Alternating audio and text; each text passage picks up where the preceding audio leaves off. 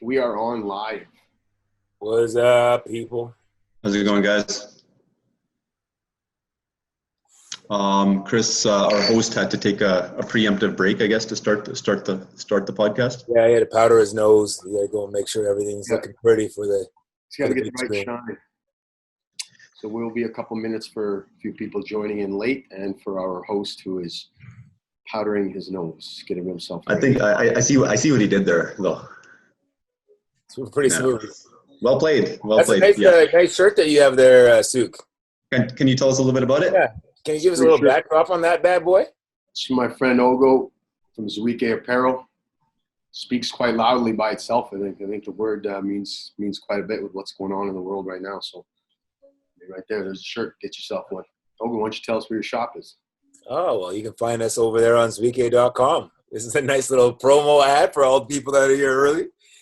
Yeah, you can find us online at Zwike.com. You can find us also at Zwike, Zueike, on Instagram. And you can also come by the store on 45 Trache Bay.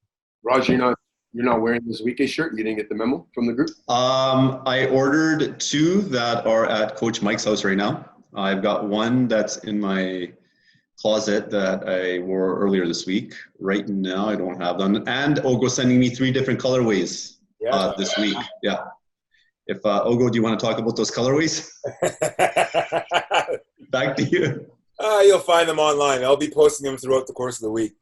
You guys see some grip shots? There's a canary yellow, I believe. There's a blue of sorts and a pink mauve, I believe you called it. Yeah, there's a mauve. The mauve hasn't come out yet, but the blue and the yellow. I see Lucas is now back after powdering his nose, and there he is. He's got on the bandwagon. Did you borrow that jersey from Suk's house? Because he has one for every. We had that jersey when we were on top. Sixers, my boys. I should have worn Todd's number, but I didn't get that jersey. Sorry, I'm gonna have to apologize to him later. Hit Todd's jersey. You're too little. Suk, let's not. No, we're not gonna go that route. Okay, everyone, we are going to wait about 3 more minutes for everyone. We're kind of the last minute people finishing dinner, doing whatever they did today, and then we're going to get started. And this is going to be fantastic.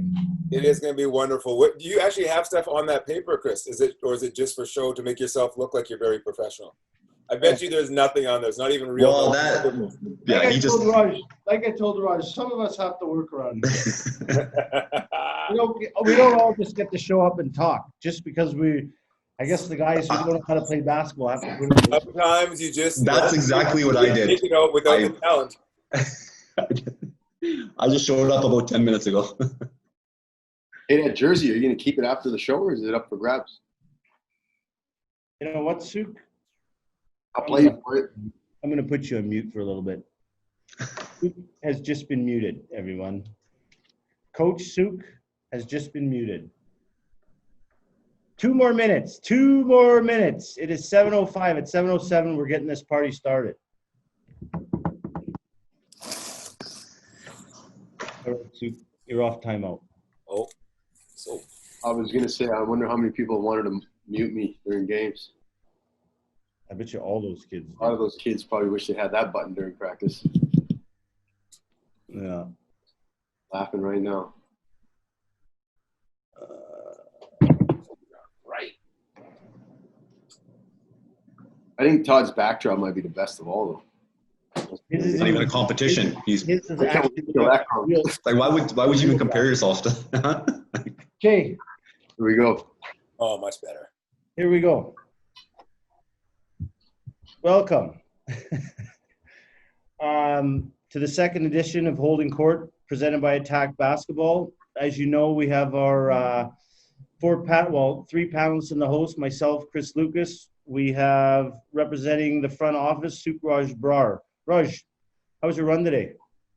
Subpar, plus 32. It was hot and humid out there today, bud. But saying goes, you know what? Jog it and log it. Got it out of the way. It's done. Notch on your belt. Move on. Jog it and log it. Ogo Kumabua, representing Zwike Clothing and Attack Coach. How are you today, sir? Doing fine and dandy. Thanks for asking. How was your day? What did you do today? Anything fun and exciting? You had a little bit of work in the office. Had a couple people pop by. Actually, found a steal of a deal on Kijiji, a deck heater that I bought as a propane heater, huge heater, for $25. Bang, bang, bang, bang! What a win, buddy! What are you gonna That's a do? win. That's a win. It's gonna heat when it's cool at night. It's that like you go to like any patio desktop, Oh, yeah, and you know the propane heaters that come down. yeah. Oh yeah, baby. You thought on plus 32. That's the purchase we Well, needed. hey, that's okay. That's probably why why I you got get such a a great discount. deal. I got you. Fair enough. Yeah. Well, yeah. Plus 32, you're buying heaters. I am Nigerian. And then we got your head coach, the little man, Coach Singh. Sue, how are you today? How are you? I'm doing well, Chris. I'm doing very well. How are you? I am good. How was your day? How'd your day go? That was good, man. We just kind of got things prepared for today. I'm excited about the show. We got the big kid on the show. You guys can do a comparison of heights if you want. One of those little standby, right? I'm sure you're dying to do one of those. We're not going to do stuff like that. That's not cool. Like, just it's not your fault. Anyways, glad to have you guys here. Couple housekeeping items. For questions today, everyone, if you have any questions, at the bottom of your Zoom program here, there is a button that says Q&A.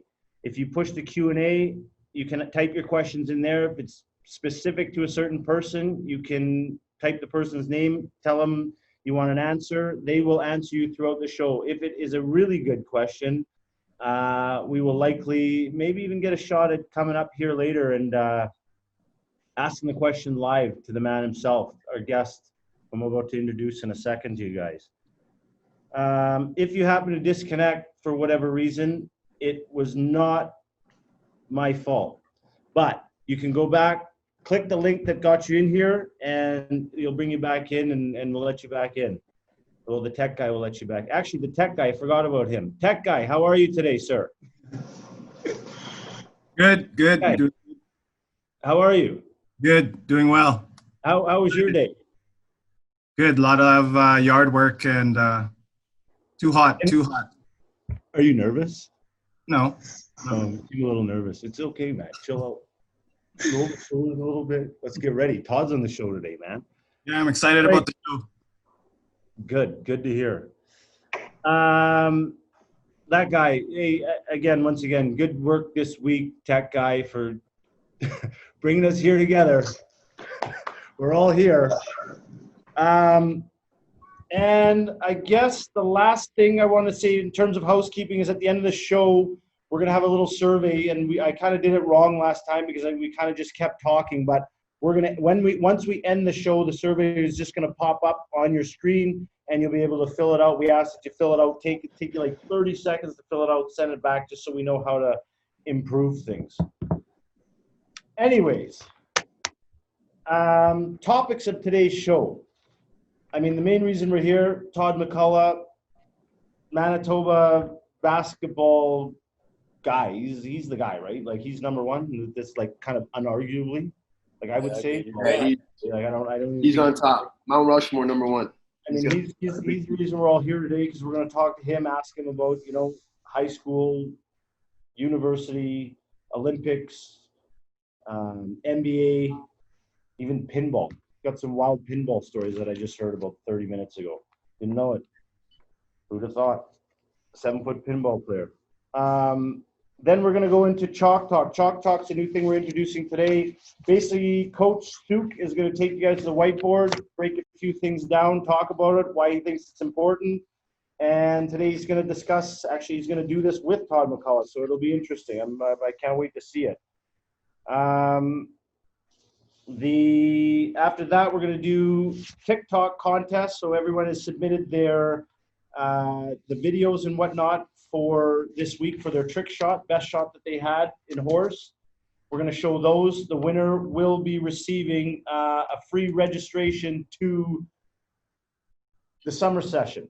So again, we're going to put up the top 5. We went through all the videos, put up the top 5, and you, the fans, are going to vote Whoever votes the winner gets the free entry to. You're gonna save your parents what? How much? How much are you gonna save your parents? Like $300 or something like that. Soup, Raj. Not everyone knows. Yeah. Along those lines. We'll be talking. I think it'll probably be at the final table. Yeah. All right. Yeah. So we're going to talk a little bit about the summer program itself, which we'll get into some details about that after. Two options for the summer program for everybody. Yeah. And after the trick shot, Raj, as he said, we've developed last week. We kind of talked about some crazy stuff going on in the world. Today, we're going to talk a little about summer program. The final table, just so everyone knows, moving forward, is going to be a session where we just kind of end things off with a discussion, a one-on-one, a one guy, two guys, whatever it is, just to kind of leave you thinking in the world. So with that being said, that's going to be our show for today. And without further ado, I'm going to bring up like this guy, I don't know. I mean, if the parents are out here watching right now, you guys know who Todd MacCulloch is. You young guys, I'm going to just kind of give you the high level version of who this monster of a man is. Todd MacCulloch is 44 years old now. He grew up here in Winnipeg. And you know what? I actually meant to ask him because I really can't remember if it's 3 provincial championships or if it's 2, but we'll ask him when we get him out here. We're going to talk about his days in high school here in Winnipeg. When he left from here, he was a star at the University of Washington Huskies. From there, he went on to the NBA and was an Olympian for Canada at the Sydney, Australia Games in 2000. So, I mean, he's kind of a big deal when we're talking about basketball. So I am going to bring Todd up here right now, introduce him, say hi, hello. You guys feel free to jump in whenever you want. You don't have to sit there and say nothing the whole time, right? Like I said, you can't have me doing all the work, all right? I can't. I'm not getting paid for that kind of thing. What are you talking about? Me and Suk are so used to heavy lifting for all these years. It's about time you did something. Preach, Ogo. Preach. There it is. I'd say we get Todd on here. We're waiting for Todd. Yeah, no one wants to talk to us anyway. Oh, he's still there. There he is. There he is. Todd, you got it. Never mind. I'll unmute you. Todd, see where it says mute on your thing? Todd is not a technology guy, so this might take a minute or two. There he is. Welcome. Man. Todd, welcome. How are you? How are you doing? How's things in Seattle? What's going on? It's a little crazy. This, there's a lot of COVID stuff going on, and there's, a lot of fights for justice, which is all great. We just want it all to be peaceful, and so it's a challenging time for everybody. So have you been just kind of chilling at home for the last, since February, like everybody else, or what's going on? Trying to keep the family safe. Got a couple kids at home, and keep the wife and the kids safe. And there was some homeschooling in there, which I learned that I'm an okay pinball teacher. I'm not a very good grade math teacher or a 6th grade math teacher. It's been a long time since I have worked on algebra and geometry, so I had to relearn, the borrowing from the zero and how do you borrow from a zero. I had to go back and watch YouTube videos because it's been a while. But, they don't even teach it like that now, Todd. Like they're completely changed how they're trying to read. Yeah. Got to carry the one, Todd. You got to carry the one. So I'm kind of glad the school year is done with, and so now we're having some fun, and we got a little hoop outside. So my son and I and my daughter have been shooting a little bit of hoops and working on some form and playing some horse and 21 and all those great games. So we're working on some basketball skills. We got pinball in the afternoon, so we've been playing split flipper. My son will take a flipper, I'll take a flipper. So we're working on strategy, and there's some correlation between basketball and pinball, accuracy and post passes and things like that. Well, we'll, you know what, when we get into pinball, I'm going to ask you about that because I'm interested to see how that goes. Just so everybody knows, the way we're going to do this here is I want to talk to you a little bit about, going to get to you to walk us through your kind of, birth through high school basketball here in Winnipeg. Then we're going to go to the Washington days, and then we're going to break. So actually Coach Singh is going to break down a play that he runs with all of his guys that just so happened that you and Allen Iverson ran. So I think that's a pretty cool thing. Have some fun with that. Then we'll get into the NBA and the Olympics. So I think, I like I said, I've been excited for 2 weeks about this thing, just because, well, to be honest, I just want to ask you a bunch of stuff that I really want to ask you. So I'm excited. I'm excited. So let's start with Winnipeg. Like, how did you start playing basketball? Why? Like, what? Tell us about it. How did this all come to be? Starting here in freezing cold Winnipeg. Freezing cold Winnipeg. Well, my father was in the RCMP, and so we moved around quite a bit. And I think at some point, as you start to get into your formative school years, I think my dad realized that my brother and I, would maybe like to stay put and move somewhere where we could stay and graduate and not move around every couple of years and being transferred within the RCMP. So he left that position and took on with Transport Canada, and that happened to be in Winnipeg. So I ended up there when I was 9 and came from Prince Albert, Saskatchewan, and had pretty much just played hockey. I mean, you guys are all Canadian, so you know how important hockey is, and it's just your national duty to play as well, play as hard as you can until you can't anymore. So it was pretty much all hockey. And I think when I was 11, 80 games, 80 practices, very similar to an NBA season. And I don't know about you guys, but I got a little bit of burnt out at that age. My friends were important to me, some other activities, and I decided that I'm not ready to be a pro hockey player, and I'm not good enough either. So I think I'm going to hang up the skates also before body checking started, because I think everyone wanted to just crush me. It was like, I can't wait to body check that big guy, and I'm a big guy, but I'm a big teddy bear. I'm a lover, not a fighter, and I was terrified. A bunch of my team was, man, I can't wait till next year when I can hit people. I can hurt them. And I'm like, why do you want to hit people and hurt them? And all of those teammates, all those opponents they want to crush me and take my legs out. So I'm just going to quit before body checking even started. So quit hockey. Now I've got a lot of time on my hands, and I like being an athlete. I like being on teams. So I filled it with everything, with badminton, with soccer, with basketball, with volleyball. And basketball was just one of those things that I did. And I think my friends probably liked it more than I did, but I wanted to be a part of their lives. I wanted to hang with the fellas, and I could hang on the court. So we joined YBC youth basketball through the YMCA in 5th grade. And then by 7th grade was a junior high team. And it just went from there. So it was where my friends were. It was on the court, and I wanted to be where they were. That is awesome. You're, as a Shaftesbury Titan, did you win 10, 11, and 12, or just 11 and 12?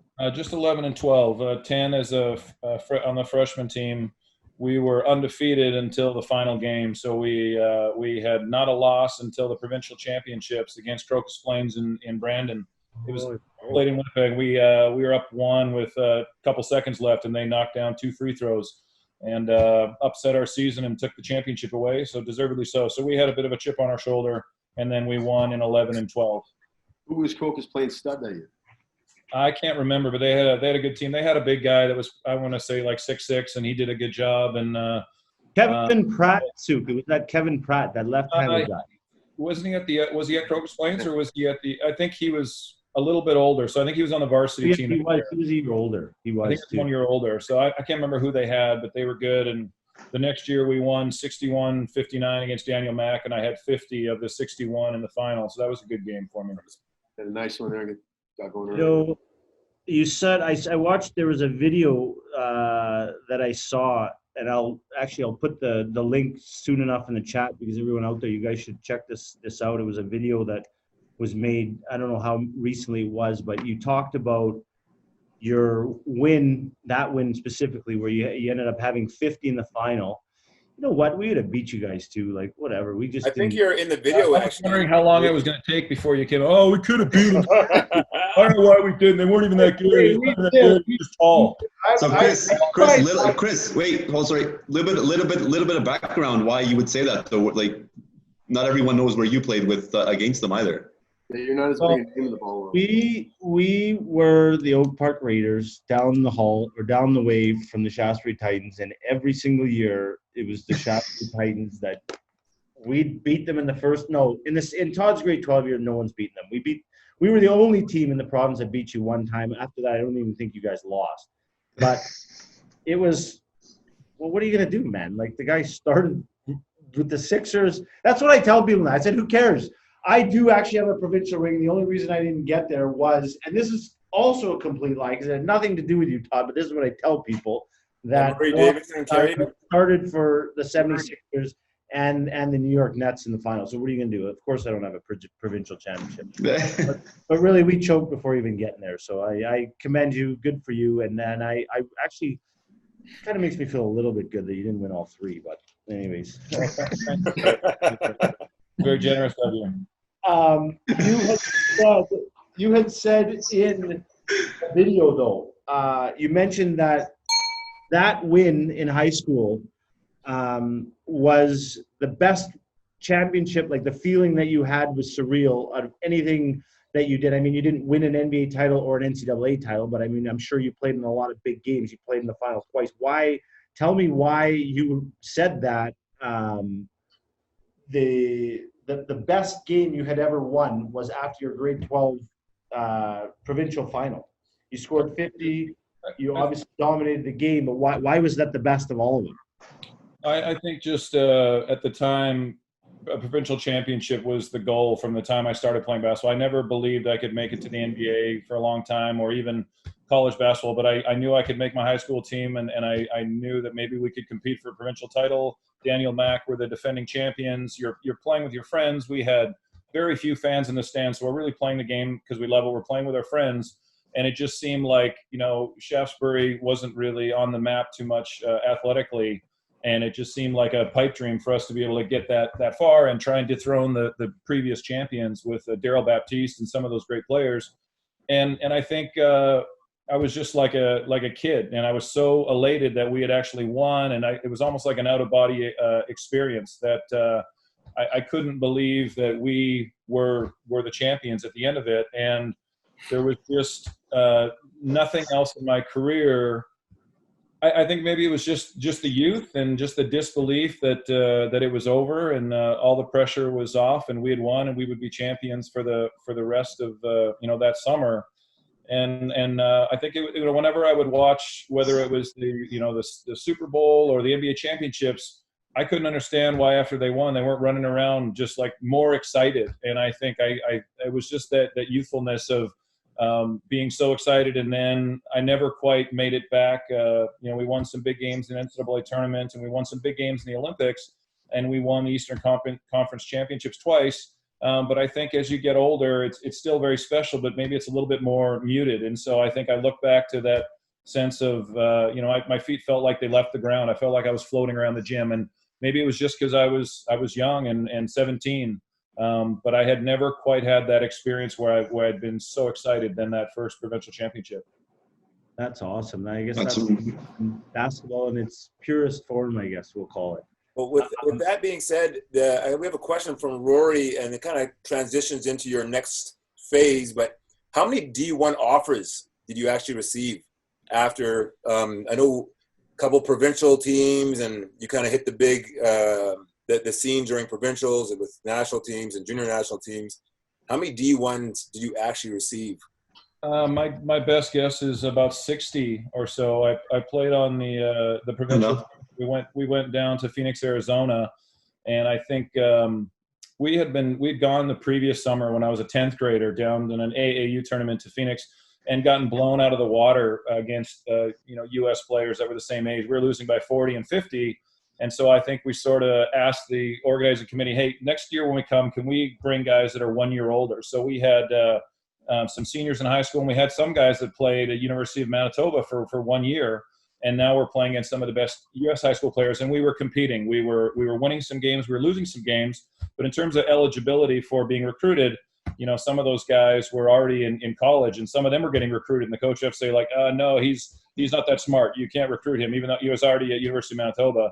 But I was eligible of age and was playing well enough that, Coach Darren Klapik was being asked for my, address and phone number. And he, instead of writing it down, he just held it on a sheet of paper and held it out while a horde of 50 or 60 wrote it down, started calling my parents. And I, like a bad teenage son, I probably didn't talk to my parents that week. And I get home not knowing anything had changed. And now there's a board, a chalkboard at home, and my dad had made a chart.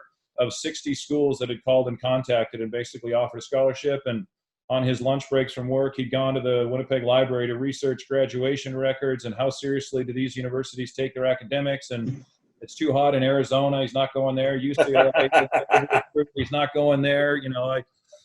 So basically it had been narrowed down to about 10 schools that had taken their academics seriously, and I kind of got to pick from those. So it was overwhelming. My parents took the lead, which I'm really, really thankful for, because I didn't know where I want to go, and I made a decision based on the coach that I liked and the players that I liked, and I chose, my 3 final schools were not good basketball schools at the time. Washington was 5-23 that season. Nebraska had a losing record, and Notre Dame basketball program was nowhere near their football program. And so I think in hindsight, I probably should have picked a better school in terms of their performance. But in hindsight, I picked the school where I felt at home and helped bring the program back to prominence. So there was a lot of satisfaction in knowing that we got Washington back to the NCAA tournament. And so, I was naive in thinking I maybe should have gone to a more prestigious program, but there was a lot of pride in helping the Huskies, get towards the top of the Pac-10 at the time. That's wicked. Awesome. And well, that's amazing, because I remember the last year before you left, you played with Ogo and I on the provincial team, and we went out to, was it Waterloo? I think it was Waterloo. Yeah, it was Waterloo. Waterloo, yeah. Yeah, and you there was the team, and then there was Todd. And not because Todd was like that guy, because he was down to earth as cool as it gets, but everybody wanted him. And I remember Klapik told me, this is later after we left high school, because I guess because of recruiting, they can't come directly and talk to you. So he said he was going out for breakfast, lunch, and dinner free on every coach there was. Line up outside of his there was the dorms where the players, Yeah. and then the coaches stayed in the hotel. He said that his hallway was lined up of guys knocking on his door, just wanting to meet him. And he was taking the free lunch, taking the free dinner, going out on the town. He says, "Lucas, this is great. I went out. I didn't spend a cent all week, but I just got free dinner because all they wanted to do was talk to Todd. All they had to do is here's my phone, here's his phone number." So that go ahead, Raj. You got a question? Quick question. Was that was Colin Jones, right, in the picture? Yeah, that was Colin Jones, yeah. Yeah. Murray Davidson was in that picture. Yeah. In that picture? Yeah, Murray Davidson right beside Todd. He doesn't have Goodness, no. he has now. We can pull it up. One of the Yeah, can we take a quick peek at that one? Sorry, I didn't. Murray has a lot more muscles now. Back then, he didn't have many. A lot more muscle, yeah, for sure. Oh yeah, there's Murray right there. Oh yeah. Oh wow. There's my guy Murray. I played with Murray for what? Just so you know, like the back row there, going from left to right. So that's Jeff Conley. He started at 6'3". He's the shortest guy in there. He's still 6'3". Like so. Oh wow. Yeah. Like this team was huge, and then They're Murray. good, yeah. Odd. I don't know if you were 7 feet then, but you're 6'11" in the million. Colin, Colin was an awesome player. Colin was awesome. He could jump through the gym. What was the next guy? What was his name? Travis? That's Travis, yeah. And he's a big dude too. He was just an athletic, kind of just beat you up kind of guy. And then Josh, he was another big guy. Like that team was huge. Yeah, I know. You're right, yeah. So anyways, back to Washington. So you were there in Washington. I mean, obviously by your senior year, were a stud, but it says you're averaging 19 points a game and 12 boards. Like, holy smokes. So maybe take us through a little bit about the whole college experience, and yeah, just tell us about that a little bit. Well, that was a big transition to go from Winnipeg High School to Pac-10. I mean, you hear about a lot of players talk about the jump from high school to a D1 program is challenging, but then the step and the leap to go from D1 to the NBA was even greater. And in my experience, the change and the transformation that needed to occur from leaving Winnipeg at the level it was at when I was there, I know it's improved a ton since then. And at least for me personally, I had a lot of work to do, and I wasn't ready for it. And so I show up on campus, and I was, a lot heavier than I was in that picture, and I did not spend a lot of time in the weight room, and very little. And I get there, and I show up, and it's preseason, so the coaches can't be there, but the players are there. And we show up in the weight room, and they want to see where I'm at, a baseline for the bench. And I show up in Birkenstock sandals, and they're like, "Do you have running shoes? Like, have you ever been to the weight room?" I was like, "I do have running shoes. I'll bring them tomorrow." They're like, "All right, what's your max?" And I'm like, "My max what?" They're like, "Your max bench." I'm like, I don't know. Let's find out. So they put on, the 45s, right? Or the 45s on the bar. And so it ends up being 135 pounds. And I can't get the thing off my chest. And they're like, all right, I barely get up. And then I go to 10s. And now I'm doing the bar. So the big 300-pound center from Winnipeg they've recruited is bench pressing the bar. And my teammates are just, they can't believe why they wasted a scholarship on me. Your money well spent. Yeah, my arms are done. So now we go over to the military press, and I can't move them anymore because the bench has taken everything, and they're just jello. And now sometimes your trainer has that little helper bar where they can help you. It was one of my coaches. So he's basically doing the military for me. And my arms are just going along. My arms are dead.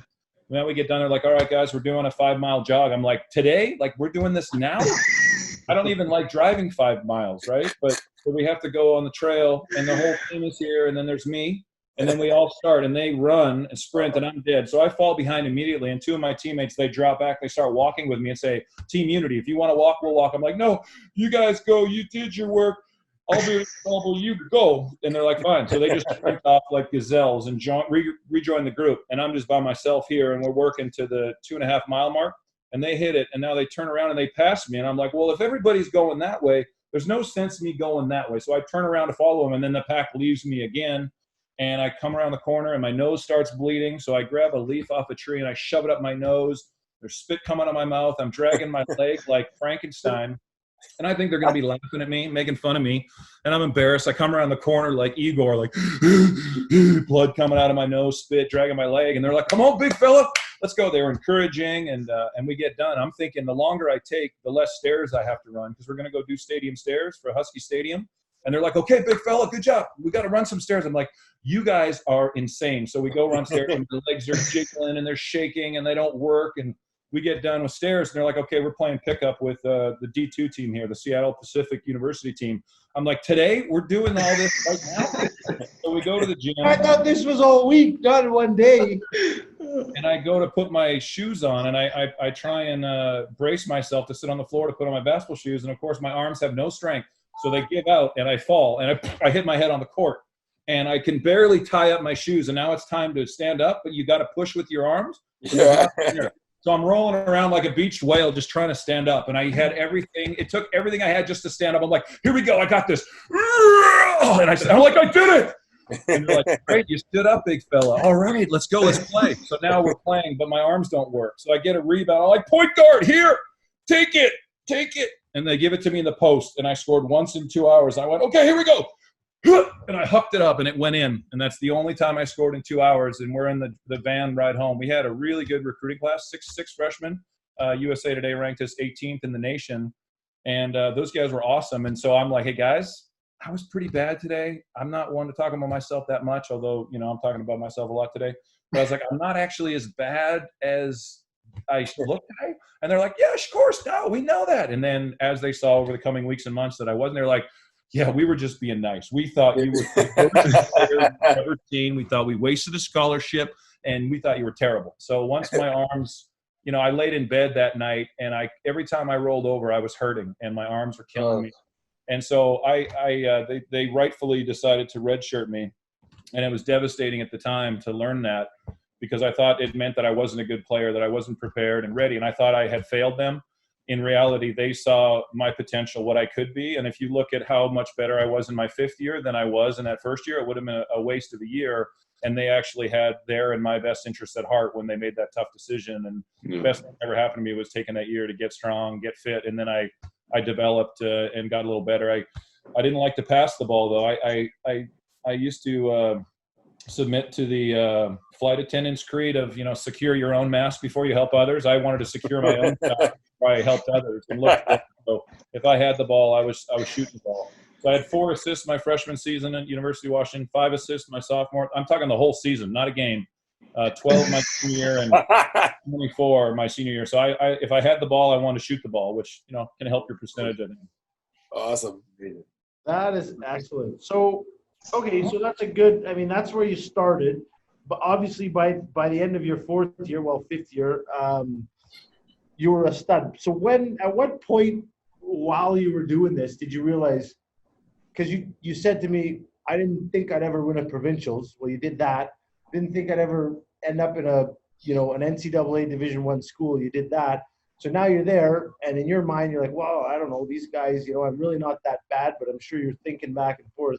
At what point did you decide, okay, wait a minute, maybe I am the best guy in the court here, and I am going to do a little bit more than, maybe I can make it to the NBA? When did that click for you? I'll tell you it wasn't the first game that I played, and then I'll tell you when I started to get some confidence. So I redshirted. I was in better shape. I was fit. I was strong. I was ready, and I had been practicing all year, so I wanted to get some game action. So the first year after my freshman year, so my sophomore year, I get in against the Eastern Washington Eagles. At the time, they were one of the worst D1 schools, and we're supposed to crush them. And I get in the game, and I am so incredibly nervous. I'm on defense, and I got my pistols, and I'm in my stance, and I'm ready, and I'm guarding the basket and protecting it. Some guy blows by our winger and goes in for a power layup, and I know I'm supposed to stop him, but I don't move that quickly. And so I get out as far as I can, and he elbows me in the face. And basically, it felt like he punched me in the head and then lays it in. I'm like, that's got to be an offensive foul. He punched me in the head. The ref calls a foul on me and one. The coach is not happy, but he leaves me in. So we go down on the offensive floor, and my hands are shaking. And they're like, give the big guy, give him a touch. So they throw it to me, and I bobble it, and it goes out of bounds and turn it over. Coach is not happy, but he keeps me in. We run back on defense in transition. I foul a guy. He gets an and one. And the coach is like, enough, pull him. And I sit on the end of the bench going, I'm going to be the worst college basketball player in the history. Like, the games are so much different than practice. I'm terrible. Fortunately, they came back to me. I did okay freshman year. Sophomore year is when I started to think I could do something, be something. The Fab Five, 3 of them had gone on to the NBA, and Jimmy King and Ray Jackson were still there. And we went to Michigan to play 2/5 of the Fab Five. And we lost by 1. And I think I had 12 points and 10 rebounds as a sophomore. And I was thinking, all right, like Jimmy King, he's famous. And I had a double-double as a sophomore. Maybe I'm going to be okay. And then as a junior, I had 38 points against James Madison. We played Cal. I was 12 for 13. And the reporters asked me, like, 12 for 13, you missed your first shot, and then you hit your next 12. What's up? I said, I guess I just didn't come ready to play. And similar to what Chris was saying, the guy that was guarding me, they asked him, like, are you surprised that, MacCulloch could have a game like that? He's like, yeah, we could have stopped him so easily. I don't know why we didn't. So maybe it was the fact that I wasn't flashy and I was sort of basic and fundamental, but people like Chris always thought I could be stopped because maybe they didn't think I was that good. And what I could do, I just did well. I wasn't flashy. I didn't dunk very much. Part of it was that we weren't allowed to dunk. Chris, I don't know if you remember that, but dunking was banned and illegal and against the law. And so that was just a good excuse for me because I didn't want to dunk, and it wasn't that easy to do anyway. So I think one of those other sports I played was volleyball, and you have to get comfortable with the ball above your head. And so it's customary for big guys to get the ball, to bring it down. And coaches will often tell you, get strong, get wide, do one power dribble, gather yourself and go up. And freshman year, that redshirt year, we had a guy named Bryant Boston who was our best player. He was the leader in steals at the University of Washington's history. And every time I got a rebound and I brought it down to gather with one power dribble before I went up, it was gone. He was looking up at me, just licking his chops for when a big guy brought it down and he would take it. And I got so frustrated, I overcame the natural tendency to want to I'm not saying you shouldn't go up strong, but you need to get comfortable as a big man to be able to get the ball, come down a little bit, and just go up with a little hop. And if you never bring the ball down here, the big guys are standing there. They can't even – and it's unnatural. And if I was coaching big guys, that would be one of the things that we work on is breaking that feeling. It's uncomfortable. You feel vulnerable. You feel exposed. Your whole torso is there. But if you can catch it, come down, and just go up with a little hop and lay it in. You're not going to be able to jump up and dunk it, but the ball just has to go in. I think that skill and the familiarity with volleyball and setting really, really helped me with keeping the ball high. And I think that changed how far I was able to go. That's a great point. One of the neat go ahead, Sue.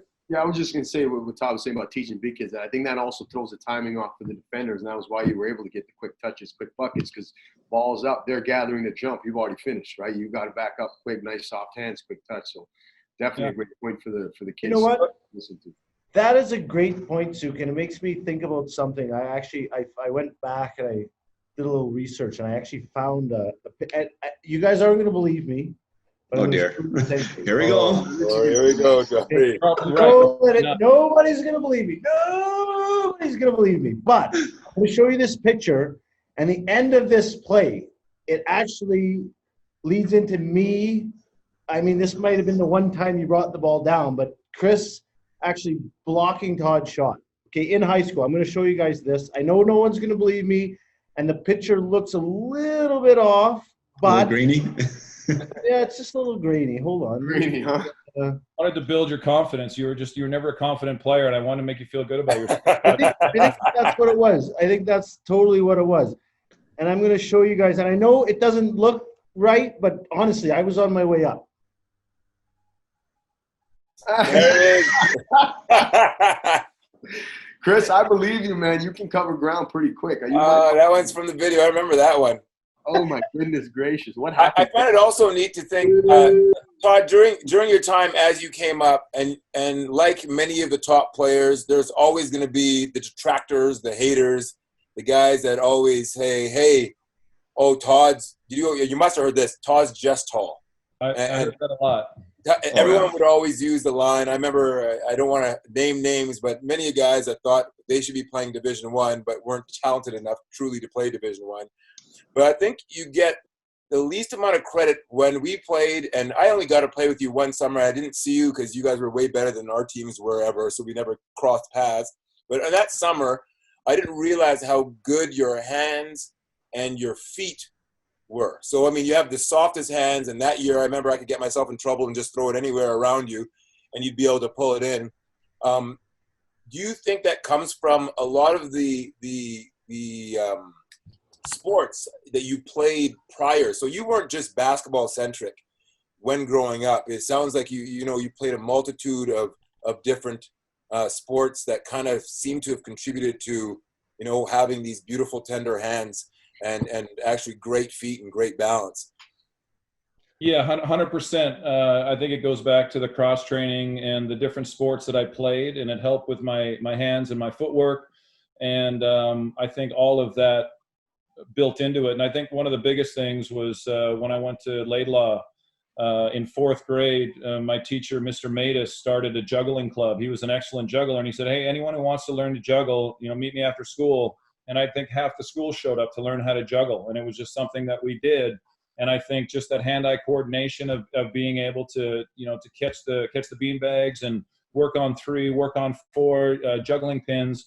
So I think that concentration of actually seeing the ball into your hands and the time that I spent juggling because it was fun really helped. But playing hockey and trying to cushion the pass and knowing that if you hold your stick out there and the puck hits it, it's going to deflect off there until you cushion it, you soften it.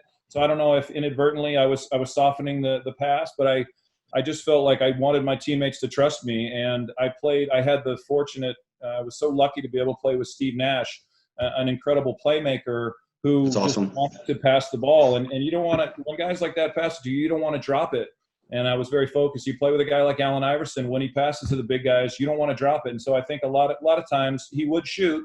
And I think a lot of our big guys would be looking up, waiting for the rebound, because most of the times he would shoot it. And if they were looking up and he decided, my shot's not there, I'm going to pass it with maybe the spacing isn't great.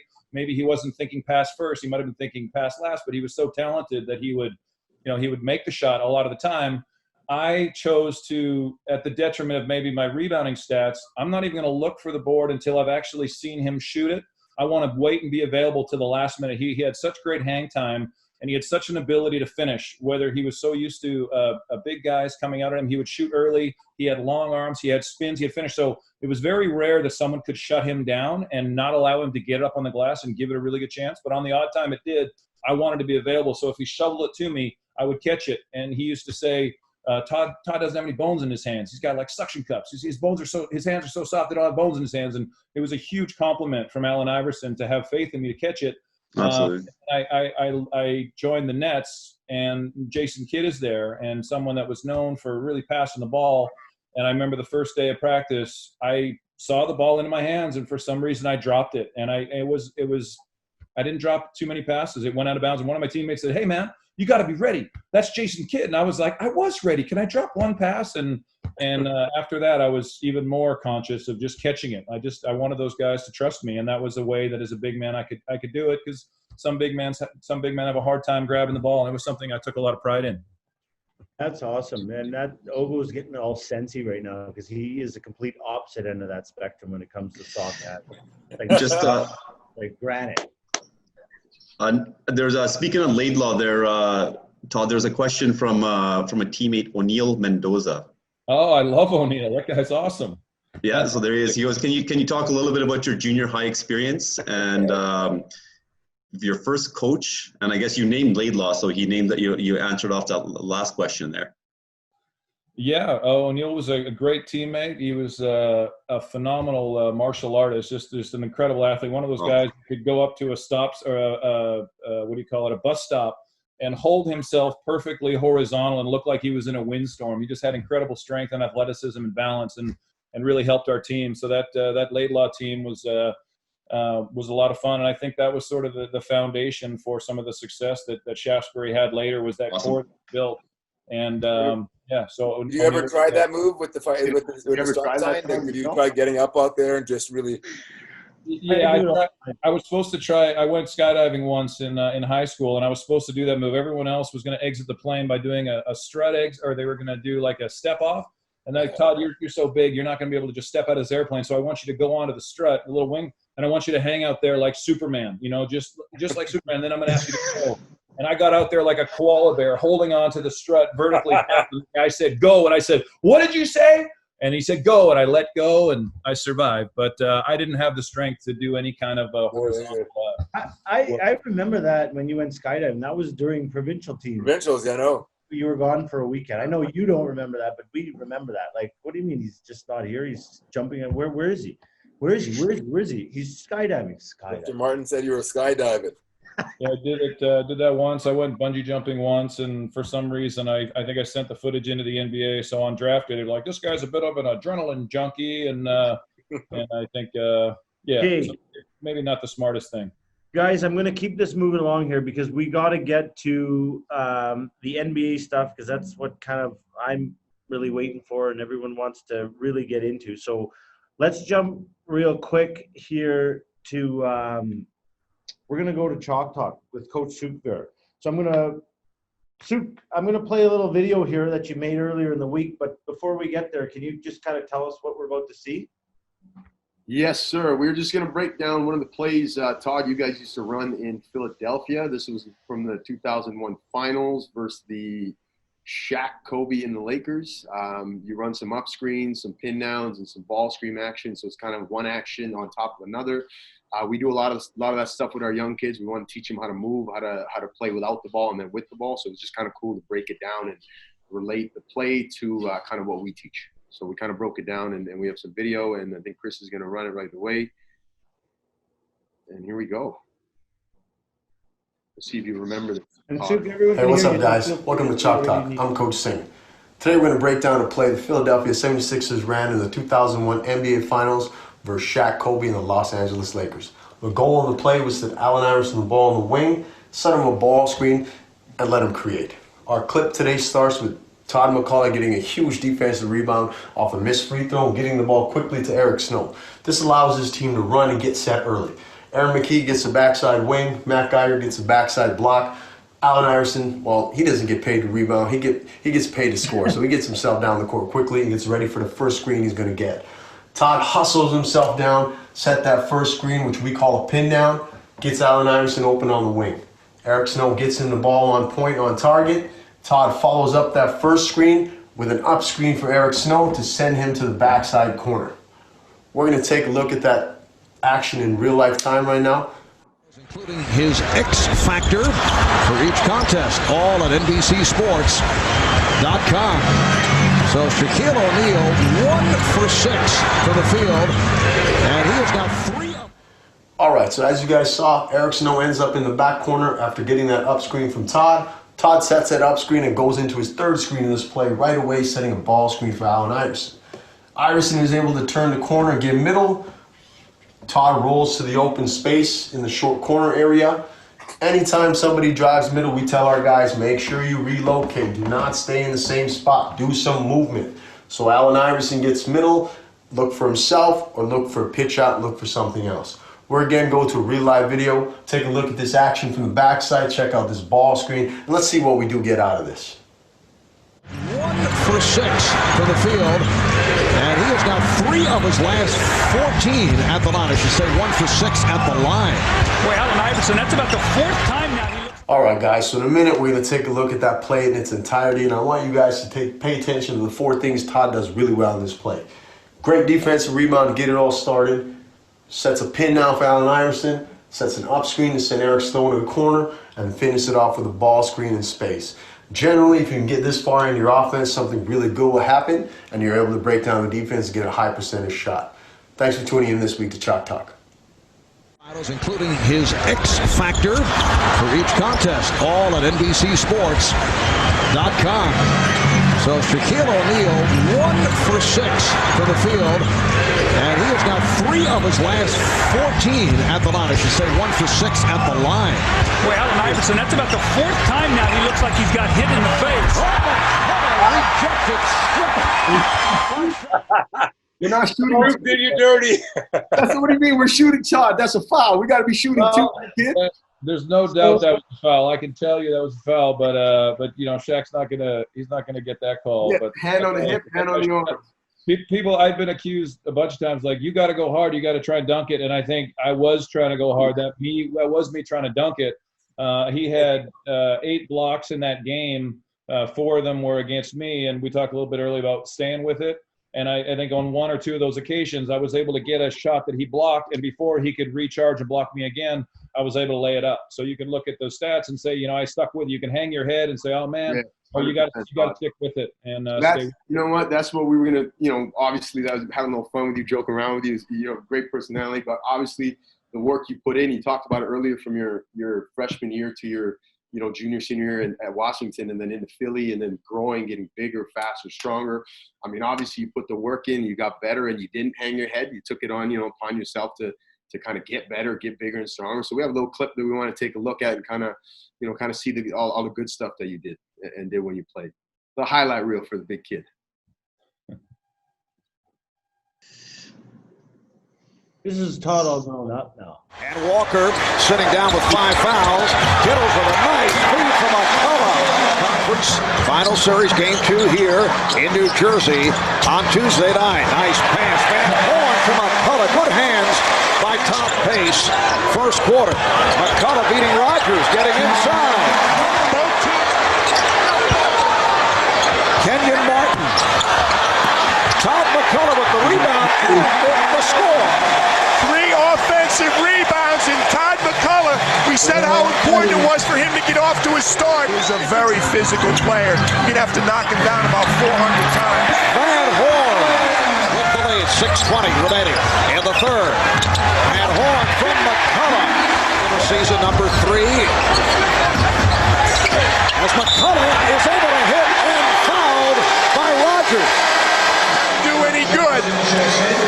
Great look inside. MacCulloch, you're going to take a foul in the playoffs. Nets lead 5:20 remaining on the fourth. Nets have led by as many as 17. MacCulloch with the step. Got position on the tee. Todd MacCulloch, the X factor all day for the Nets. He's come up. A bit of reversal this quarter, but again, Eric Williams gets drawn out right there. Tony Batiste gets caught on the top side.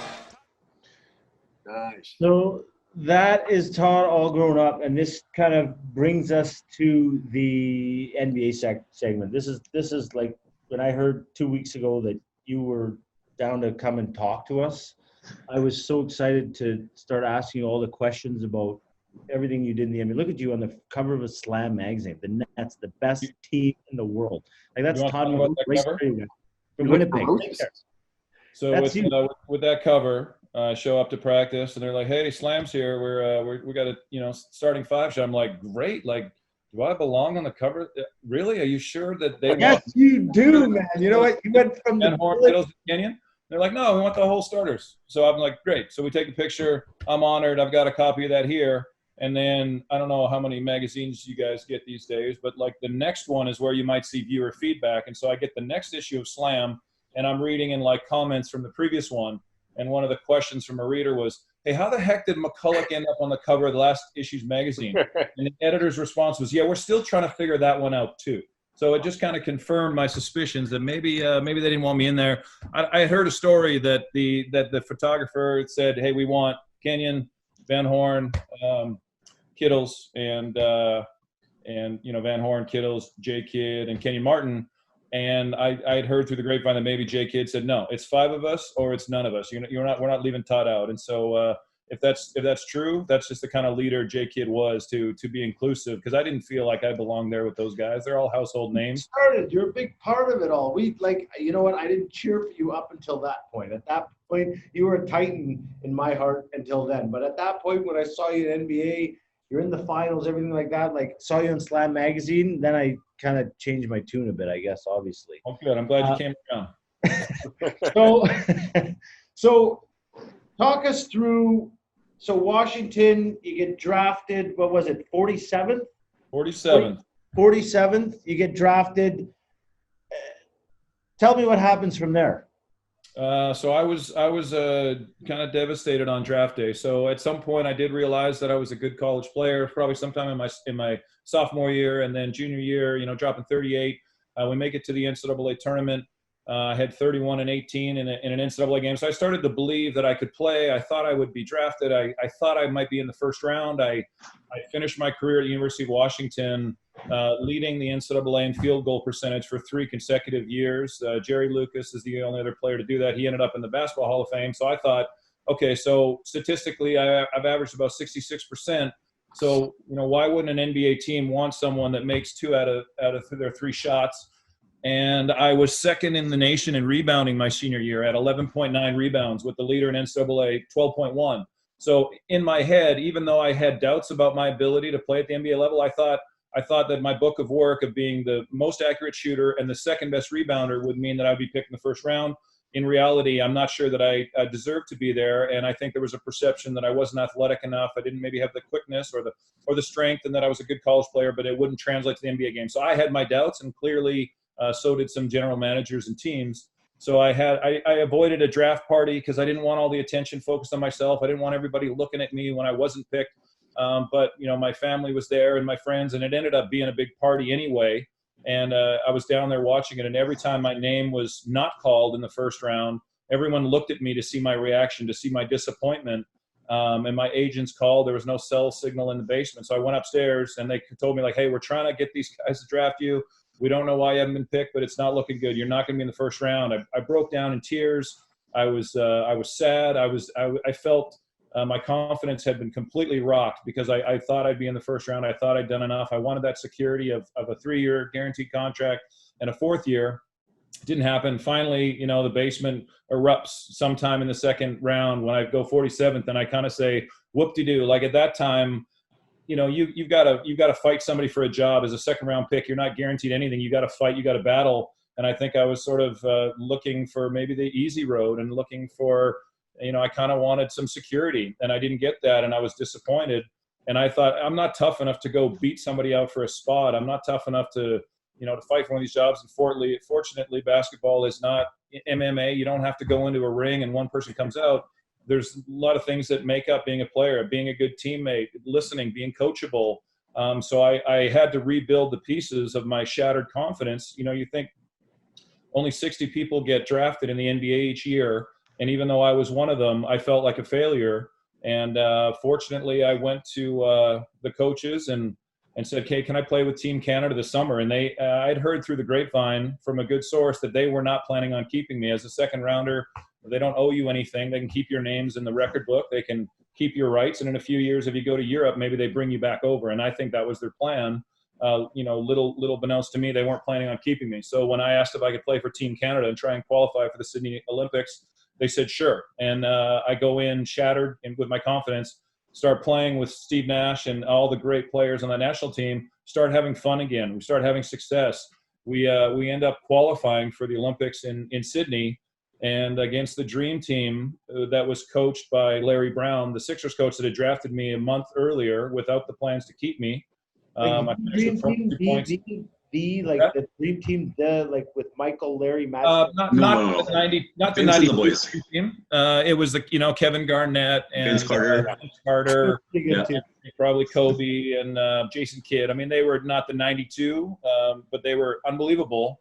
And we took the second spot for the Sydney Olympics, and I finished with 22 and 16 against Kevin Garnett And, David Robinson and people like that kind of opened up the eyes of the coach. And so all of a sudden they offered me a 2-year minimum salary contract, which is the best that a second round draft pick can do.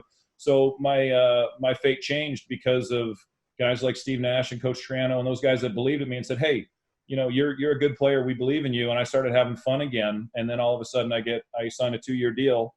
And ironically, the general manager of the Nets was there working for USA Basketball, Rod Thorne. And I read an article later that said, hey, Rod, if you ever get back to a franchise, what kind of team would you like? And he's like, well, that MacCulloch kid for Canada, that's the kind of center I'd like to have in my team. And then a couple of years later, he's with the Nets and he signs me to a contract. So I think you got to be ready, take advantage of your opportunities, even when it looks like the doors might be closed. You just gotta be ready. And that's what ended up happening. That's awesome. So if you didn't do Olympics, things may have completely changed for you. Yeah, I had it on pretty good authority that the Sixers were not planning on keeping me, and I think it was only because of how I played in front of Coach Brown and opened their eyes to what I could do, that I think I would not have been in the NBA. And whether I would have developed in Europe and made it back, who knows?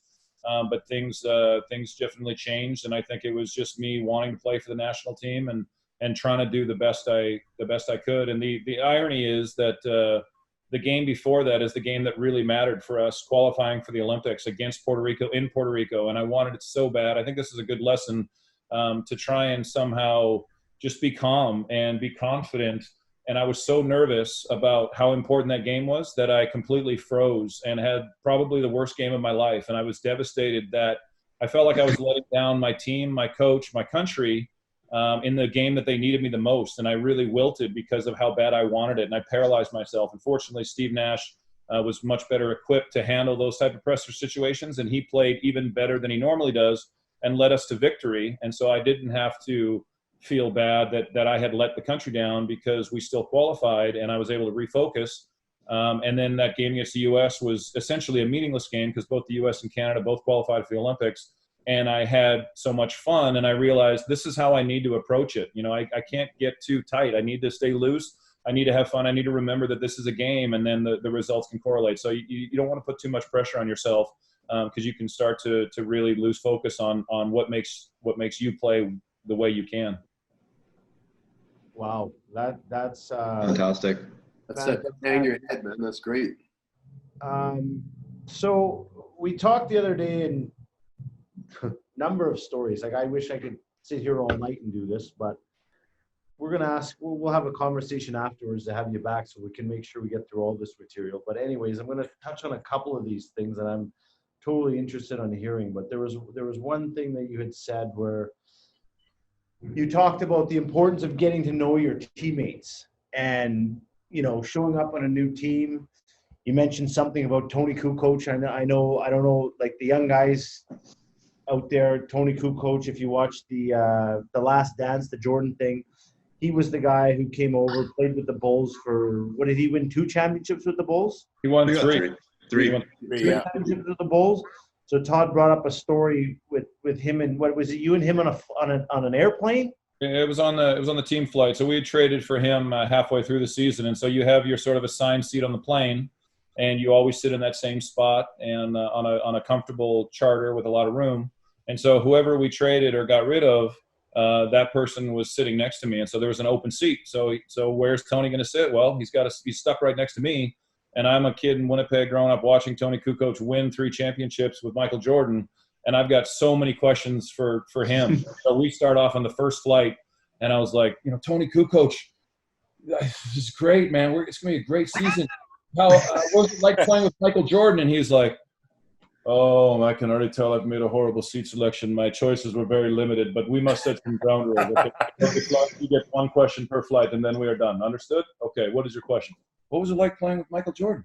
Playing with Michael Jordan was tremendous. Thank you. We are done. And he would open up the window shade, and he would look out the window for the next 3 hours. And then the next flight, I'd sit down and go, Tony, what was it like growing up in Croatia?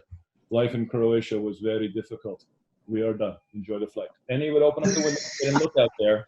And that was kind of the extent of it. And so I loved the guy. And you know, he coach was on him a little bit about some defensive things, and Tony's feelings were hurt a little bit. So he got an MRI done because he was a little banged up. And I said, what did the results say?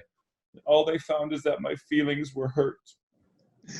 And, yeah. So it was just sort of surreal to be sitting next to this 3-time NBA champion as a fan of the game, and somehow we're teammates. And what's he like? A nice guy, Tony, good guy. He was great. You know, not much on. I loved him. He was a great player, and you know, he was such a good passer. He was a playmaker, and at his height, at 6'11", he could break down the defense, which was fairly unique. I mean, there's guys now that have his height and his ball handling skills and the ability to shoot the three, but he was kind of a phenom back then.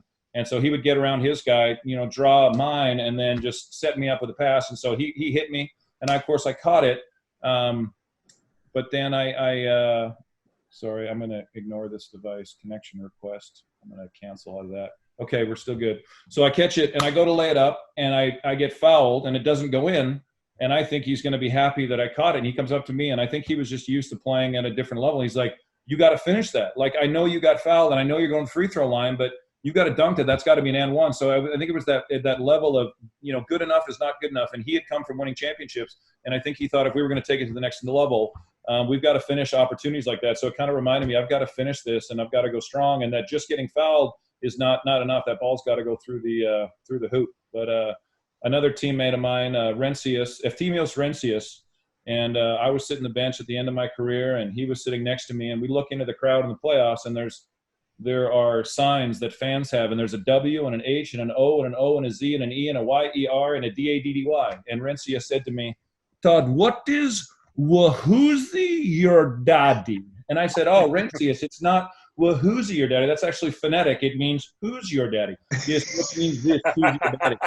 And I thought I knew. How do you explain who's your daddy? I'm like, Rents, who's your daddy is, well, I think we're their daddy, and maybe, I don't know, Rents. I don't know how to explain who's your daddy. And he's like, okay, thank you for explaining. I'm like, I don't know how to explain it. He's like, no, I thank you. I appreciate it. So I walk into practice the next day, and he's playing one-on-one with Mike Woodson, our coach, and he's draining threes on Mike Woodson. He hits a three. He's like, who's your daddy, Woody? Who's your daddy, Woody? I am your daddy, Woody. And I'm like, Rencius gets it. That's totally what I meant to describe. So I was able to expose him to what who's your daddy is, and he totally got it. You're a good teacher. You're a good teacher. Yeah. So another one that I guess I have to ask that we briefly touched on, but I didn't hear the whole story. Michael Jordan, like, tell us a story. Like, you played against Michael Jordan, man. Like, yeah, isn't that crazy? Todd MacCulloch from here, Winnipeg, Manitoba, Shaftesbury High School, played against Michael Jordan. And Chris Lucas. I mean, you played against both of them. No, we're not even talking equal. about that. They're very equal. Sometimes I get them confused. Yeah, so totally surreal. So I get drafted in 1999. You know, I think all you guys probably watched The Last Dance, and so he successfully completed his second three-peat in the 98 season, was retired after the second time for 99 season, and then I was drafted. And so I thought, I have missed my chance by about a year or two. You know, Jordan has retired for a second time. He's not coming back, and I've missed it by, you know, a really short window. It was disappointing to me. And then in my third year, when I'm a net and a starter, he is back with the Washington Wizards, and just by chance, his first game in a Wizards uniform is Washington Wizards, New Jersey Nets in Greenville, South Carolina, and I am over the moon excited that I now have a chance. He's come back after a second retirement. He's back. I'm going to be on the court with him. I don't care what happens after this. This is it. This is the tops. And our PR director gave me the microphone before the game to address the crowd. And this is a non-NBA city. We're trying to grow our fan base. And she said, just, you know, thank the crowd for coming up. Whatever you want to say is fine. So I grabbed the mic and I said, hey, fans, thank you for coming out tonight. We have two very good teams. They're going to be doing battle tonight. And one very special player who I think you're all here to see, who I believe is making their first appearance in Greenville, thinking, you know, Jordan's probably never played in Greenville, South Carolina. It's not an NBA city. They've probably never seen him in person. I go on to say, like, hey, I've been walking around your town. It's my first time here. I hope you enjoy my performance. And I alluded to the fact that I was the special player that they were all going to get treated to see. You kind of hear a collective chuckle, and I was proud of myself for being, you know. And now it's jump circle. Jordan walks up before it's center circle and goes, hey, man, that was funny. I like that. I'm like, holy crap. Jordan just complimented me, thinks I'm funny. This day couldn't get any better. Let's throw it up. I throw it up. I win the jump ball. I'm hitting fadeaways from the baseline. I'm playing the game of my life, and we win against Jordan's team. And a reporter comes to me after the game and says, "Hey, we just talked to Jay Kidd, and he said you're the best center he's ever played with." And I went, "Ha, what? What? Are you serious? Like, who has he played with? Has he played with no center? How could I?" And I think that was Jay's first, experience with me as a player, and I had the best game of my life because I was playing against Michael Jordan. And so it was his sort of leadership to instill that kind of confidence in me to think, like, if Jason Kidd feels that way about me, I need to pick up my game because I don't want to let these guys down. And so I think that's what a good leader does, is take someone that has the abilities that maybe struggle with some confidence and instill confidence. And I think he knew that we had a chance to be really good if we could get everybody to buy in. And so we did. Now we play the Wizards down in Washington, and Jordan has 45 and lights us up and still has it. And it was really cool to see how good he still was. But I had watched him, you hear of that expression, Jordan-esque. You'd go up and maybe you'd dipsy-do under it, and I'd seen him do it as a high school player. So he goes on the baseline, and as soon as I see him bring it down, I'm like, I know where he's going. I used to watch you on TV. So boom, I put my hand down. As a big man, here's a little point. If someone comes baseline, they're going to go shoot it. You got your arms up here? The minute I see a point guard or a guard come down to try and loop it around my back to give it to the big man that maybe is now open, boom, I would get my hands from, I'm going to try and shot block you, to get my hands in the passing lane really quick and try and intercept that pass. So in this case, Jordan goes up, and I'm, he's not going to get it by me. I'm amazing. So he knows he's got to bring it down like this. And I just go, boom, and I put my hand on top of the ball, and I block him, and it's clean. It may not have been, but the ref didn't call it. Now the ball is loose, and I'm like, oh, I just blocked Michael Jordan. And the ref didn't blow the whistle. The ball is free. Jason Kidd grabs it, and I run as like Dumb and Dumber, like Jim Carrey after the bus. I run the court so fast that whoever's guarding me, I'm gone. Jason Kidd's like, man, Todd's open. So he gives me the ball, and I am high, on life. So I feel like I take off from the free throw line, and I do a spread eagle like I'm doing a ski jump.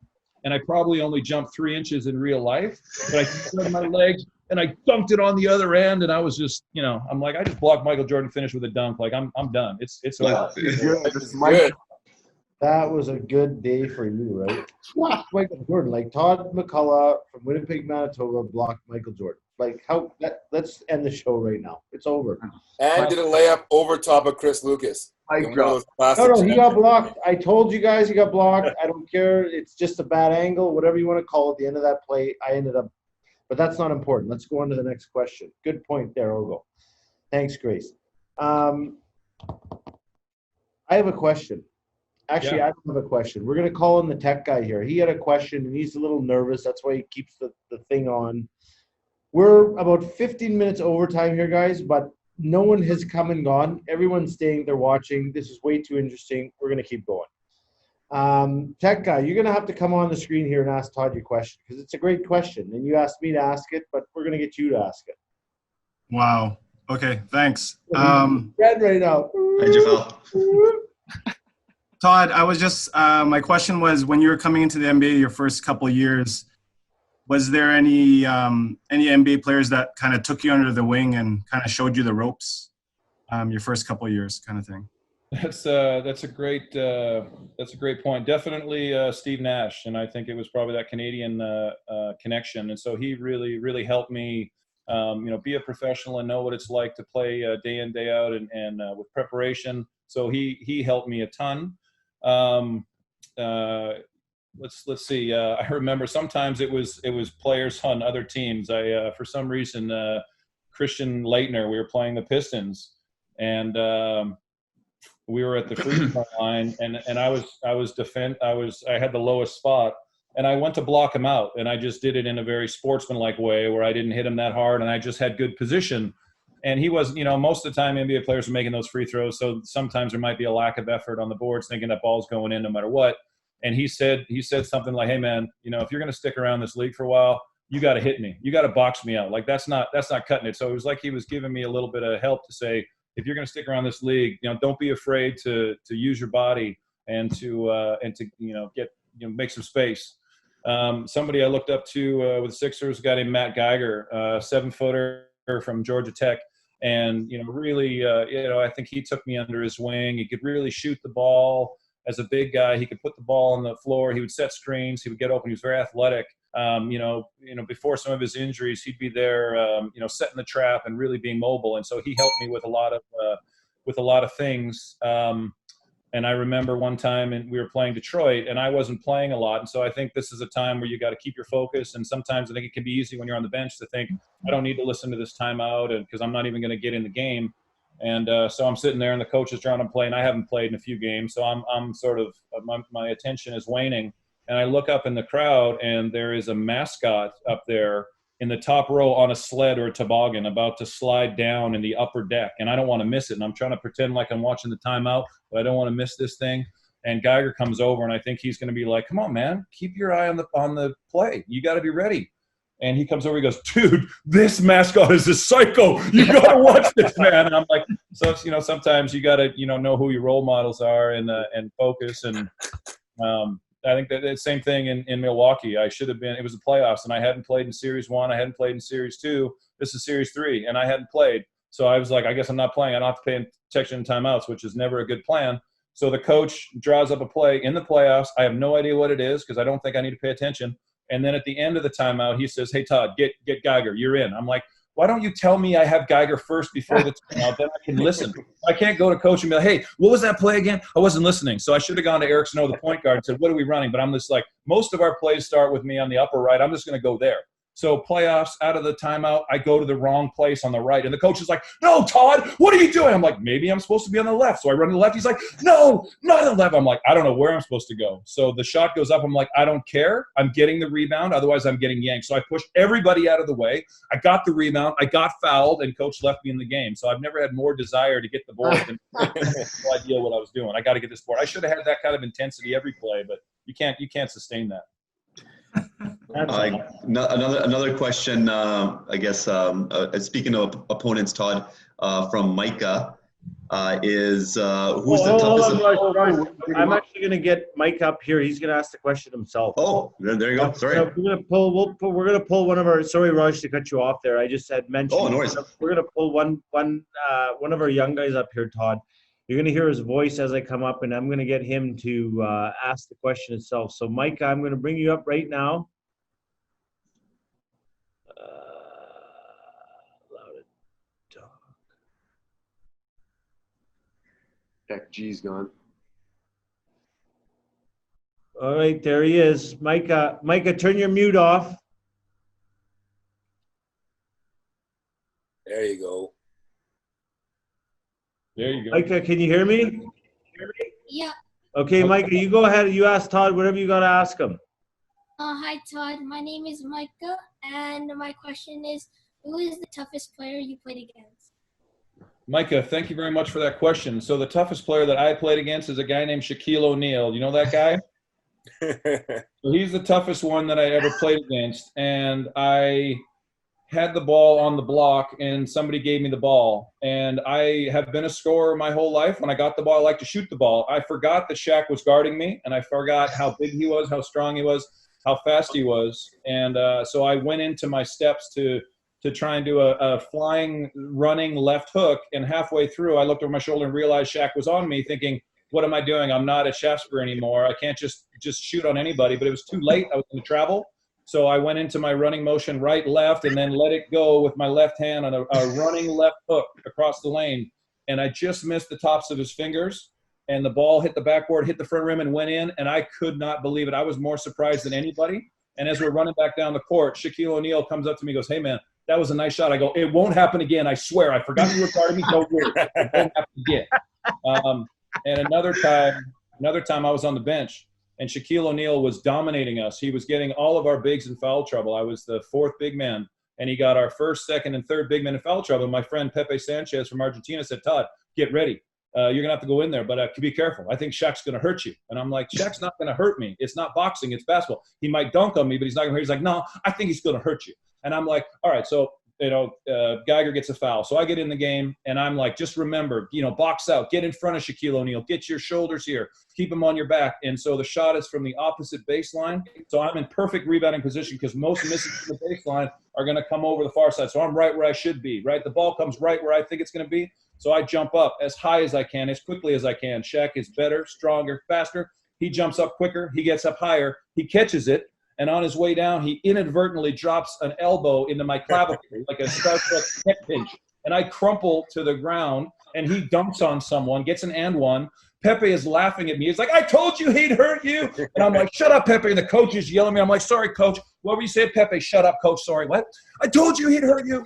So he didn't mean it. Shaq is a wonderful man. He plays very physically.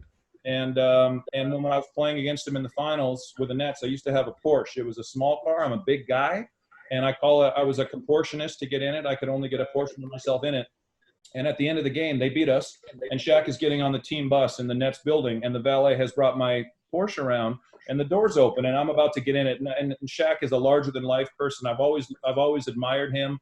How much fun he has, how good he is.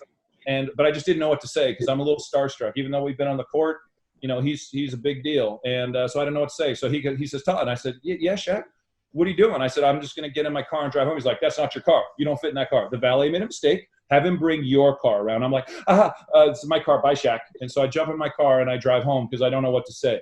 And then 2 nights later, we're playing game 3 of the finals or game 4, and we're jumping center circle. And Shaq says, hey, be careful. And I'm thinking, like, be careful. Is he going to beat me up tonight? I go, what do you mean be careful? He goes, be careful driving home in that little car. I don't want to see you get hurt. I'm like, man, you're cool. So he was the toughest, but he was so much fun to play against, just trying to measure up to the best. And I think in most basketball players I played against, you needed a counter, right? If someone made a move to the baseline and I was there and I've got my arm out, you can have one arm bent, one arm straight. You can hold them off, and that person has to spin or move or fade or something. But Shaq was so strong that he would just continue to move me back under the rim, and then he would jump up and dunk it on me. So I had never played against someone that you could think that you had stopped, and then they just keep moving you like an earth mover until you're under the rim. And so I just felt like there's nothing I can do. There's nothing anyone can do. He's just that good, and he was that special. And on one hand, it was embarrassing to be dominated that way. On the other hand, it was an absolute honor to go up against the best I think that's ever played at that position. So good question. Yeah, he was a Micah. Way to go. That's a great question. Thanks, buddy. Yeah, thank you. I'm going to put you back on the other side. Thank you, Micah, for your question. Thank you. Thanks, Micah. Have fun with basketball. Yeah, Shaq. He's huge. He was special. Wait. So if we're going to do this, we did this last week. I just want a quick, who are your top 5 players of all time? So I'll go with my generation just because that's who I know, that's who I saw. So you can't pick me though. You can't pick me. I can't pick you. All right. Well, it's gonna take me a while. I got to think of another one then because Chris was definitely in there. Leonard Mangron. He was amazing too. Let's go with Jordan. Let's go with Shaq. I played against Magic in a charity game, so I'm gonna go with Magic. Let's go with Iverson, and let's go with Steve Nash. So that's my personal. Whoa, home cooking, nice. Yeah, boy. Really? So because I was gonna ask. Kobe? I forgot about Kobe. I should go to YouTube and type in Kobe, and then it's posterizing me. Hold on. You don't even have to go to YouTube. Kobe beat me in the final. Kobe was incredible. We had a question about that, yeah. Yeah, how was it like playing against Kobe Bryant was one of the questions from Gershon. Oh, that's good. I blocked that one just like Chris Lucas blocked me. That's right, Todd? Yeah, that's the same angle, Chris. Show it always, all the time, right? He's not even looking at you, man. That's not fair. I don't know if you guys, if you go to YouTube, I don't know if you can do that now, Jafel Tech guy. No. On YouTube, there's a commercial called Forever Kobe. And if you go to YouTube and type in Forever Kobe, you'll get a video of he dunked on me in the 2002 NBA Finals when I was with the Nets. He came down the lane. He blew by Kerry Kittles.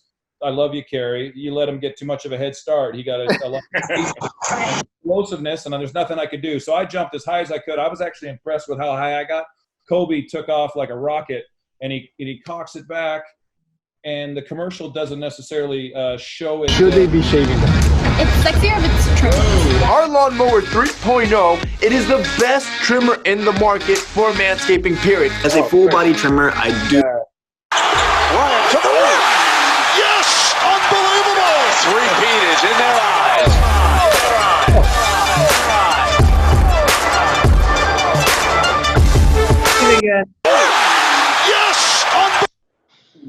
Wow.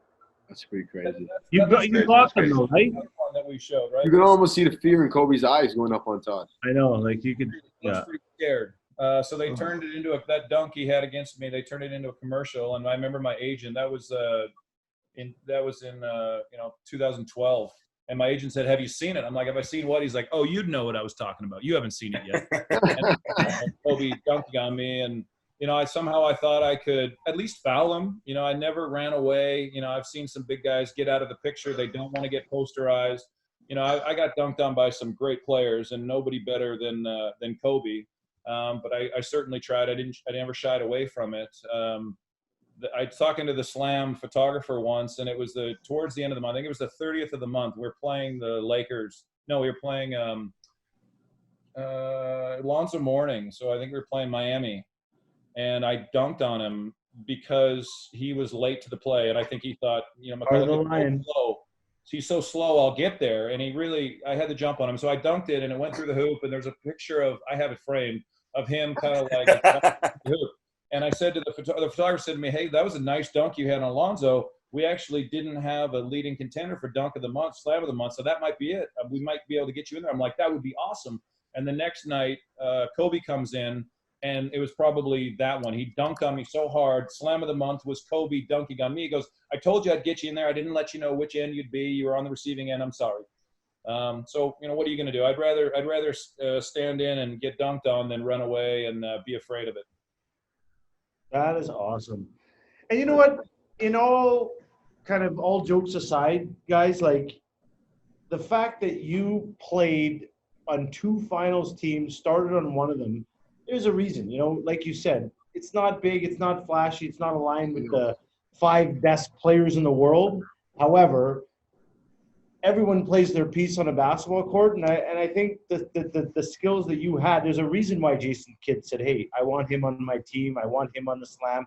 You did that stuff that nobody else could do, and it worked. Like, I mean, you were in 4 years in the NBA. 2 of them were the NBA Finals, right? Correct? That's correct. So, I mean, I know you like to pick on yourself. We like to make fun and whatever, but at the end of the day, you're a pretty good basketball player, Todd. Oh, thanks, Chris. If you feel that way, I feel good about it. I would love to sit here all night, but I'm getting text by the tech guy over and over. "You got time. So we're gonna have to move on to the TikTok contest.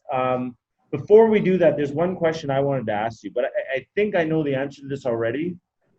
I'm gonna put you on the spot a little bit, but Jason Kidd or Allen Iverson? Who's a better and you can't say one's a better scorer, one's this, one's that. Like, if you had to pick one of them, you know what I mean? Even throw Steve Nash in the mix just because we're all Canadian. Which one do you take? I'll take Nash. Nice. Wow, that's awesome. There was a drill we did at the warm-up of a Nets practice, and the strength conditioning coach said, "Put the ball in your strong hand." So we all put the ball in our right hand and dribble up the court. And then the coach said, "Put the ball in your weak hand and dribble up the court." And all of us put the ball in our left hand, except for Jason Kidd, who ran behind a bouncing ball and refused to tell him, like, "Jason, what are you doing?" He's like, "I refuse to acknowledge that I have a weak hand. I have a right hand and a left hand. I don't have a weak hand, so I can't do this drill and I can't dribble up the court." And he was just so good with right and left, and Steve Nash was the same. And I've never known a better scorer, or pure scorer than Iverson. So I'm lucky to have played with them all. And so I'm very fortunate to have had the short career that I had, but with those guys and with Nash on the national team, I got no complaints about that's pretty crazy. That's awesome. Okay, well, from here, that kind of concludes our conversation. We got to ask one last question. Okay. Now we're going to get into your deep passion of pinball. Okay. We got to know a little bit about. We've heard the rumor in the streets. You were a passionate pinball player. Where did that start? And as we can see behind you, what's the training regimen for becoming an elite pinball player? I think it just depends what you want out of it. If you want to have fun or if you want to be the best. And I think maybe I just want to have fun. So I'm trying to keep it a hobby. I do have friends that pinball is their thing, and they devote themselves to being the best and to getting the best scores. And I asked a couple of players who had been ranked as high as first in the world and fourth in the world. And they said, how do you work on those drop catches? How do you do your live catches? How do you get better? And they said, well, we've been known to take the glass off and to do reps and to drop the pinball down the play field and work on, dropping and in the pass. And so I thought, okay, stop right there. Thank you. That's why you're better than me. I'm going to play this game because it's fun, and I'm a little bit like a soul surfer when it comes to pinball. I play it for the sheer fun, and if I get better, great. If I don't, I'd done enough three-man weaves in my life. I'd broken down the elements of basketball to its skill set, and it worked out. But I want to keep this game pure, and so I don't want to do things that just break it down. I want to play the game just for the love of it, and that means I haven't done well at a lot of tournaments, but I sure love the hobby. And I've got friends that try and score, and they're world champions, and that's I'm never going to be Jordan. I'm never going to be LeBron, and that's okay. I like being an also-ran. Awesome. Actually, with that pinball thing, there's a Rory and Blake Hayes asked, Todd, what's more intense, basketball or pinball? Basketball for sure. I'm pretty sure that basketball. Yeah, just a different game. Half the time in pinball, you're sitting there watching while your opponent is playing, and there's a lot of downtime. In basketball, what's one of the things I like about it? Football, you got your offense and your defense, and in baseball, you're only on the field half the time. In basketball, you got to do it all. You got offense, you got defense, and for some, I heard someone say that in football, you could be a Hall of Famer and never touch the ball. Never catch a pass. You could just be an incredible lineman and go to the Hall of Fame. In basketball, you've got to be able to handle the ball. You've got to be able to finish. It's a game of power and finesse, and I think it combines a lot of unique characteristics that to me makes it the best game ever. And pinball is just a fun thing to do in my second life. Awesome. Last question, sorry, from Natalia. Who's your favorite team to play against?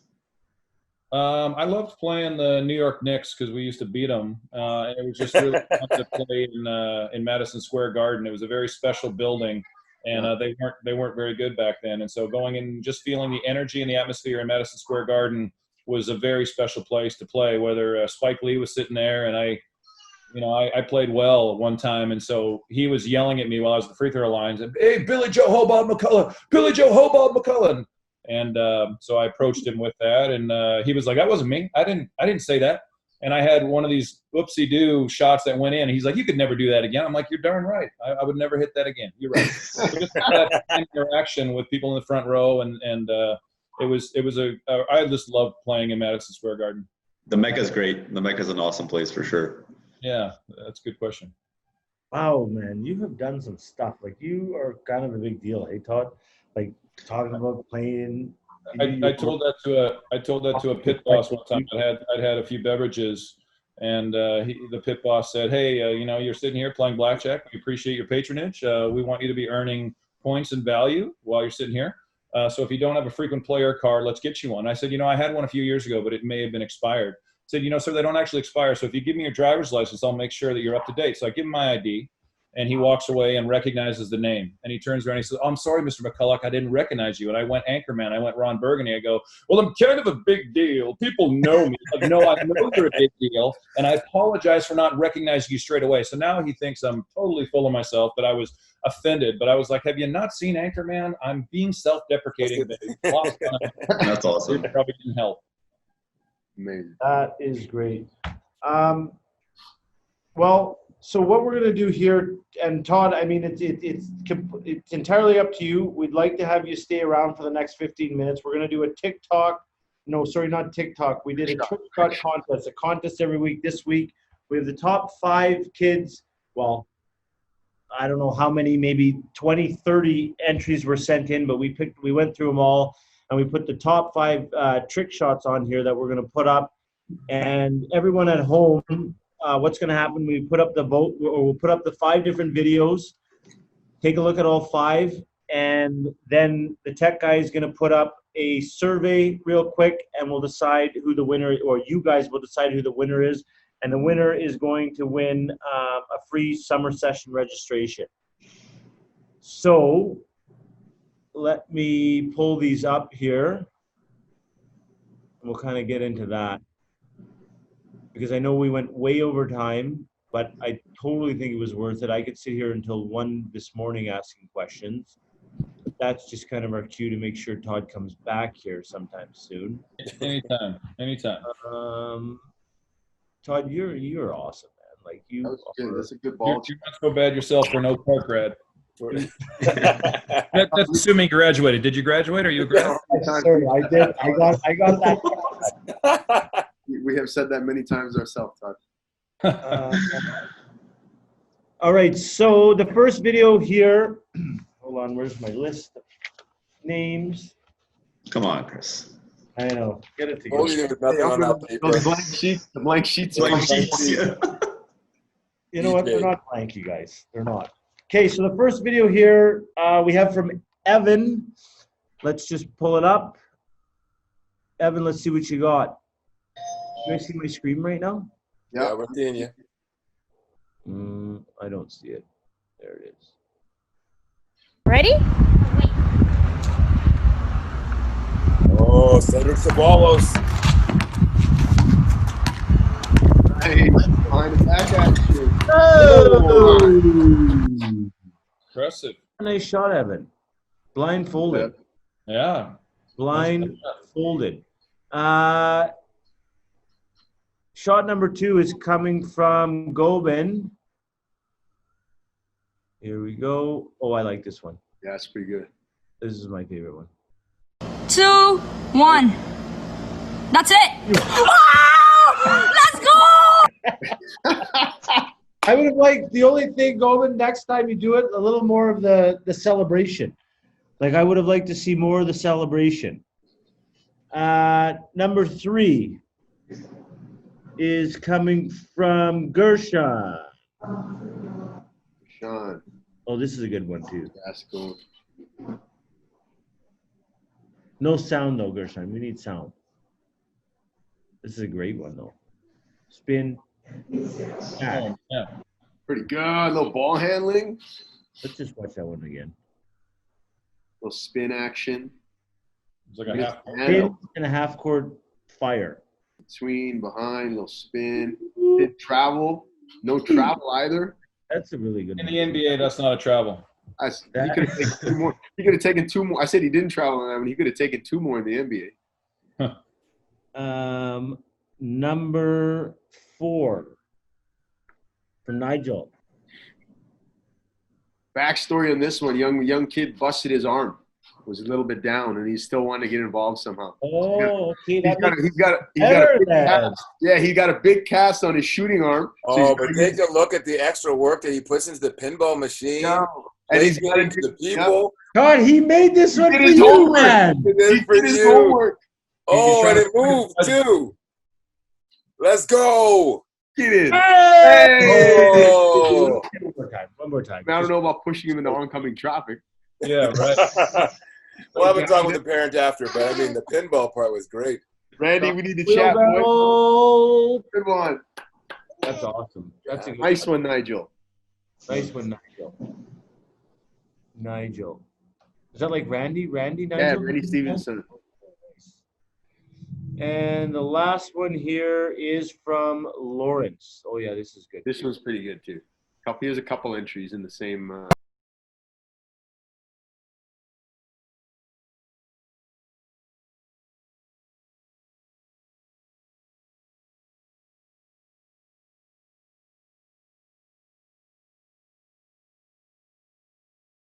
It looks like he's tried those a few times. Good. He's a pretty good little player, too, man.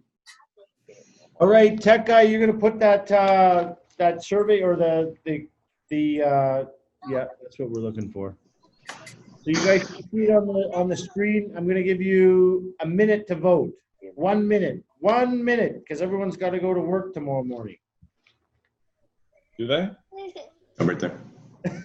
Some do, some don't, I guess. Hey. Or school or whatever you got going on. Yeah.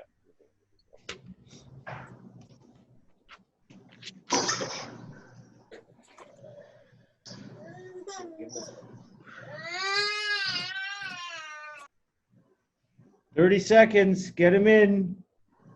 That was the sound that Chris made every time he played you, Todd. Right there. There it is. Crying to the refs. Crying to the refs. That's 3 in the key. How many times you say that, Chris? 3 in the key. Right, you guys. Todd, he was allowed to stand in the key the whole time, man. Just because he's big. They let you. You know what? You actually got fouled more than any person with Manitoba, too. Like, we were just allowed to foul just because you were that much bigger. You just foul. I would go in just as hard as I could. Sometimes you get it, sometimes you didn't. It didn't really matter. All right, we have 10 more seconds to vote, and then we're going to call the winner here. Call the winner, just play his video. No, it's pretty close. They needed all the votes. Okay, we're going to end the poll.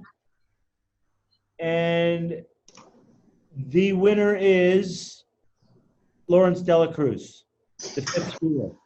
Lawrence Dela Cruz, Coach Souk will be in touch with your prize. That's awesome. Way to go, guys. Fantastic, Lawrence. Good job. Good job.